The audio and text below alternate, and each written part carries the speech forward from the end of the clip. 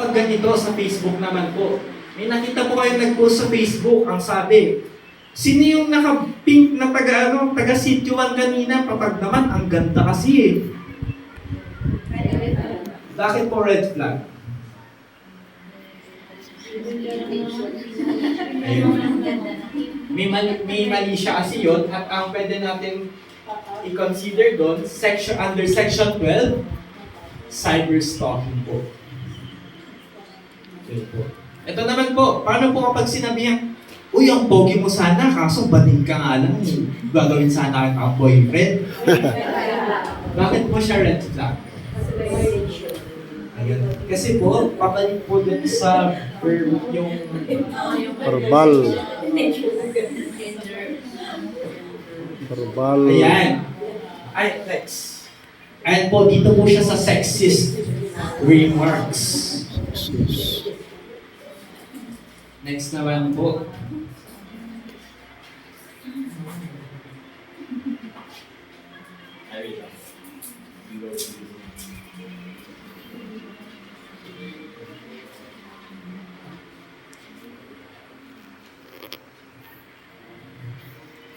Paano naman po kapag isang tindero na ayaw magsukli hanggat hindi binibigay ang Facebook mo?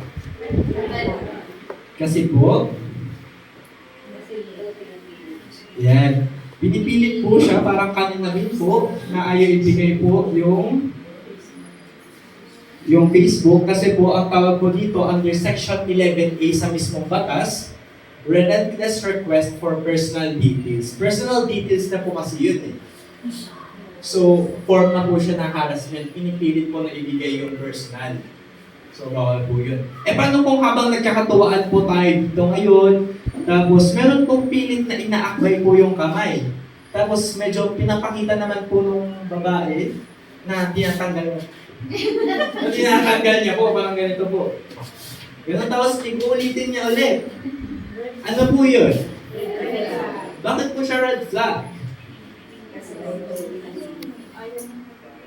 Ayun. Kasi po, unwanted physical contact po siya. Magpupol po siya doon sa physical...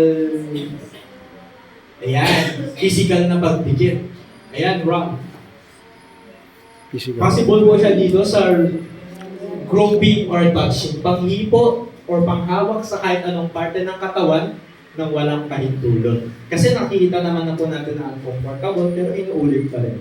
Eh paano kung ganito po? Pinuri po ng kapitbahay niyo po, ng kumpare niyo po, yung anak niyo pong dalaga na ang ganda naman ng anak mo, dalaga na, pwede na ata ligawan eh.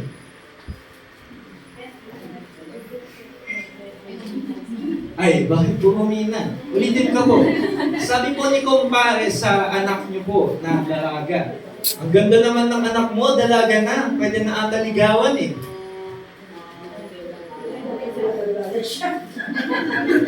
Balinan. Yun po, red flag po yung gano'n. Kahit kakilala po natin, kapag sila po yung kakilala, yan po, red flag pa rin po yun. Kasi section 4 po, under section 4, kapag kahit iniisip po natin ma-compliment po yung dating po nun, kapag sexual suggestions na po siya, lalo na po sa mga minor, violation na po yun. And misogynistic na rin po yun, na medyo uncomfortable na po dun sa bata na tinutukoy po ng kumpare niyo po. Yun po siya.